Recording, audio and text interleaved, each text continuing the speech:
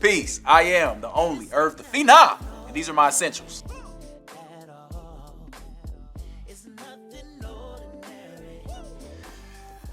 My first essential is this songbook from my church that I grew up going to. My favorite color is maroon, and I've kind of developed an aesthetic based on this songbook, I think just subconsciously. I love this color, I love the texture of the cover, and I also love the gold leafing letters in there. And also growing up in church, I kind of got used to being in front of people and being on stage and singing. I remember being in the front pew as a kid, and me and my little brother were there until we were old enough to work in service, doing communion, doing collection, and then eventually my dad made me lead songs. So this is always near and dear to my heart. Music is a ministry in itself. Let me see if I still remember the page. 321 at the cross. Let's see.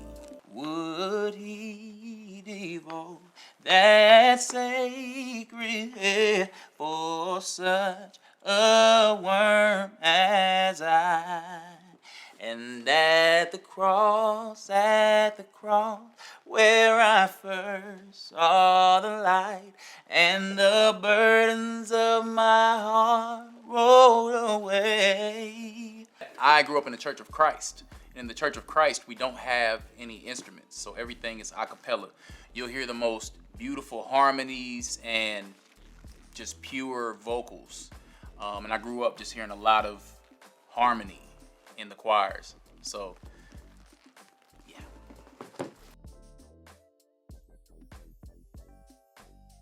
My next essential is work clothes.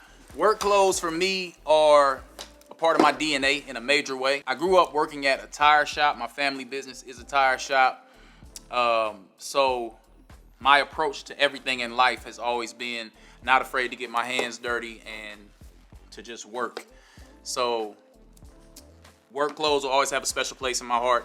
These are my favorite work boots. I just love, first off, they're comfortable.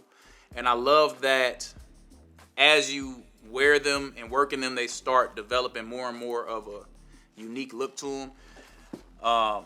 Quality leather, love it. Mock toe, fire. These pants are my work pants, but they're a pair of my favorite work pants because these are my dad's military pants, and I work in them and wear them.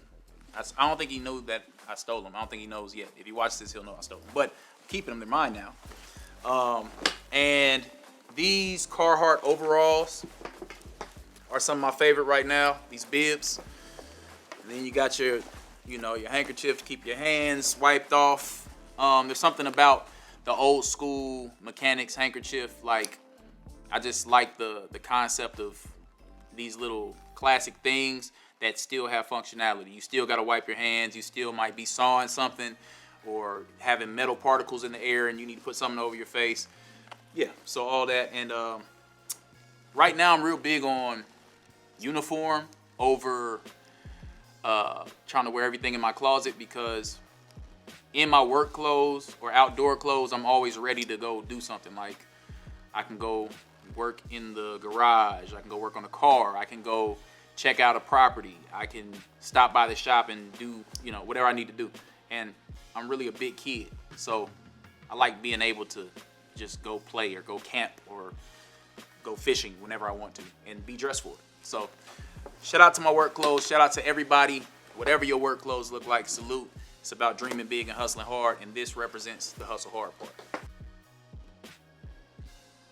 This essential is my custom hatchet. I made this by hand. Well, I customized it by hand. As you can see, my signature wine glass, my autograph. This is a Adinkra assemblage, and this symbol represents the work required to reap a harvest, aka hustling. You feel me? I really like this hatchet because recently I wanted more projects that I could kind of be hands-on with and put my essence into by actually carving it and crafting it, As a recording artist, a lot of times we create these worlds with our words. I like to practice creating things with my hands too. It's just the urge to create stuff. So yeah, this is cool, and you know, it's good for like making kindling and other little stuff that you'll need if you're out in the woods. And it just looks cool, you know. Whenever I was in elementary school, I remember reading this book called Hatchet, and I always wanted a hatchet after I read Hatchet. So when I finally decided to make myself a hatchet, I'm just a big happy kid. I love it. Another essential of mine is the smell goods. It smells like peace. It's called centerpiece, so it smells like peace. It's a natural fragrance. And this one is interesting because I remember the first time I smelled Aventus, and I had never paid over $50 for a bottle of cologne. So I was kind of like, that's an insane price. I'm not paying that much money for cologne. Until I smelled it. And then I was like, yo, I need that cologne. So it turned into a thing where I set a goal for myself where if I can achieve this goal, I'm going to reward myself with a bottle of Creed. And I remember my first bottle of Creed. And now every time I smell Aventus, it reminds me of setting a goal in my mind, achieving that goal, and, you know, being able to reward yourself, not just with monetary things, but with the sense of accomplishment. So to me, Creed Aventus smells like accomplishment. So I love this one.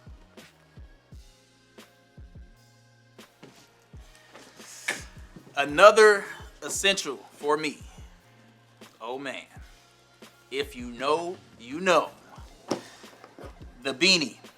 I call this the Marvin beanie, as in the legendary Marvin Gaye, aka Sensei.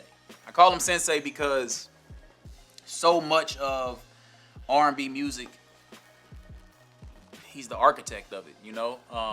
And not just that, Marvin Gaye has some amazing looks in fashion.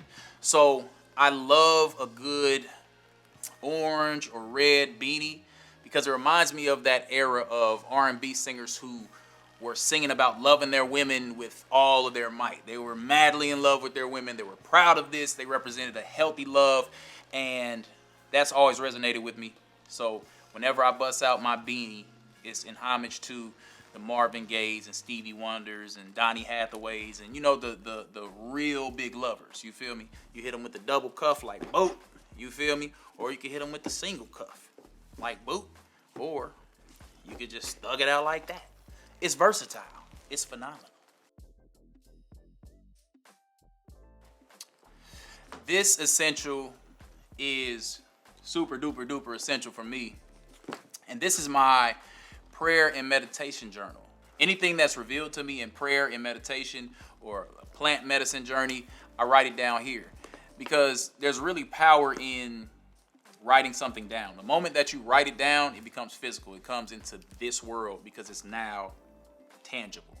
And it's amazing to go back and read the things that you were praying for, things that you were planning on doing, things that you were putting together after they've been accomplished, and you see it word for word in this book. So I suggest everybody find some kind of journal because it helps hold you accountable. It helps you also practice gratitude. A lot of times when you look back on what you were praying for and asking for, and you see that you're literally living in it, and you can read it like, yo, I wrote this a year ago and I'm living it right now, you can't help but be super grateful. So this is a super duper essential. This is like a top 1-2 essential for sure. Boom! Roll bounce. Mo bounce to the ounce. Yeah.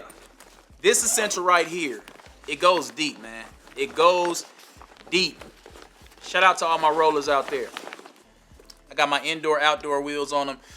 You see they've got scuffs and stuff on them because this past summer I went really hard breaking them in and trying new stuff. But skates for me are really, really important because as a child, I grew up in a skating rink. My dad, super hardcore roller skater, he started the biggest national skate organization called Skate Masters USA. We had members in the Roll Bounce movie, I want to say in ATL, but yeah, it was a wild time. But at the time, I'm a kid. So I grew up super religious. There was no secular music in my house, but my dad loved skating. And he would take me skating with him on like the 18 and up night, 21 and up night, because he knew the owners of the skating rink. So I would be in there and I'd be hearing all the new music in the late 90s and early 2000s. So as a kid, I just remember like my eyes just got so wide. And I wasn't just hearing the music, I'm hearing the music on these giant skate rink speakers. If you know about how big those things are and how they sound, oh my God, like rap music, R&B music was in that skating rink. I remember hearing Ice Cube, I remember hearing R. Kelly, I remember hearing Kiki Wyatt and like the biggest music. That's part of why I probably have an older soul, because I was in the skate rink at 10 with all the 21 and up people. So I saw that culture, you know what I mean?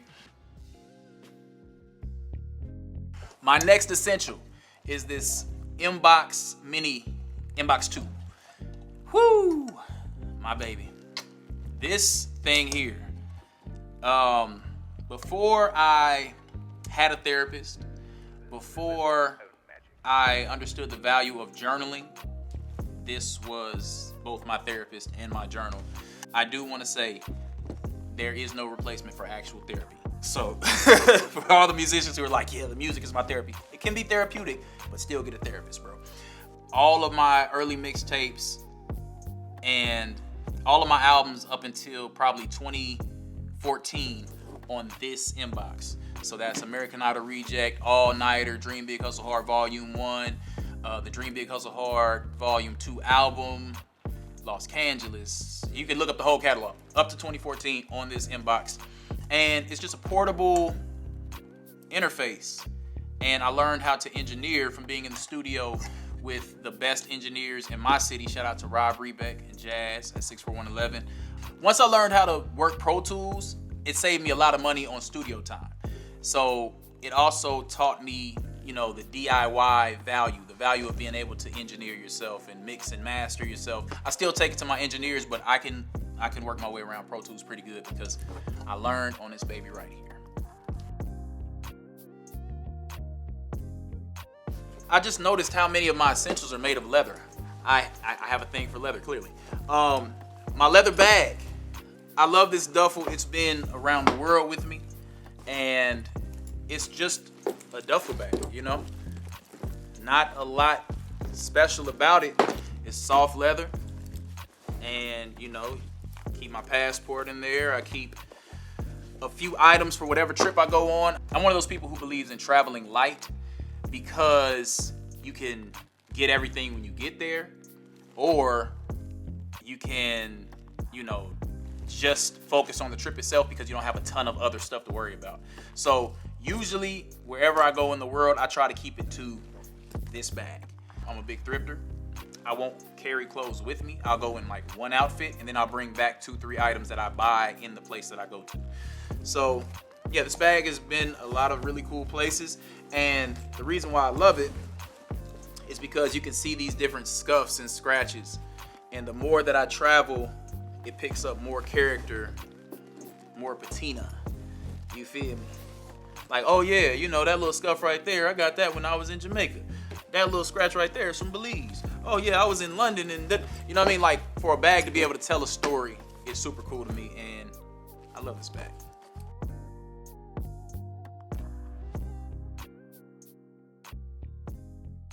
I love this, and this is one of my essentials, because if you are a chef or you know your way around the kitchen, you know that you don't really need much more. You can have a ton of stuff, but if you have this, you got a lot. It will last you forever, and I'm really into things that work very well and can be passed down. Like, I can give this to my daughter, and she can probably give it to her daughter, and so on and so forth, because cast iron lasts forever. And I'm really into cooking. I like cooking and wine pairing. So one of my favorite things to pair with wine is a good steak. And whenever you heat this thing up the right way, and you put some butter in there, and then you put that steak on there with like a salt crust, and it, yeah. Whoo, I'm drooling. For me, cooking is another creative outlet. I like fashion, I like music. Take this element, you bring them together and you create a whole. Be it fashion, be it the beat and the lyrics, be it sweet and salty. I had a catering company before the pandemic, and it was dope because I got to exercise that muscle. It was a lot of fun and something I'm gonna go back into later on. Yeah, one of our first clients was actually Zoom. And this happened right before the pandemic. And having Zoom as a client, like, oh yeah, this is cool, you know, like, but Zoom didn't mean what Zoom means now after the pandemic. So that was super cool. And I can't wait till later on down the line when I open some restaurants and, you know, maybe you guys can try some of my food. Yo, thanks for joining me as I went through my essentials. Let me know in the comments below. Are we into some of the same stuff? Did you also read Hatchet in elementary school? Peace. Well.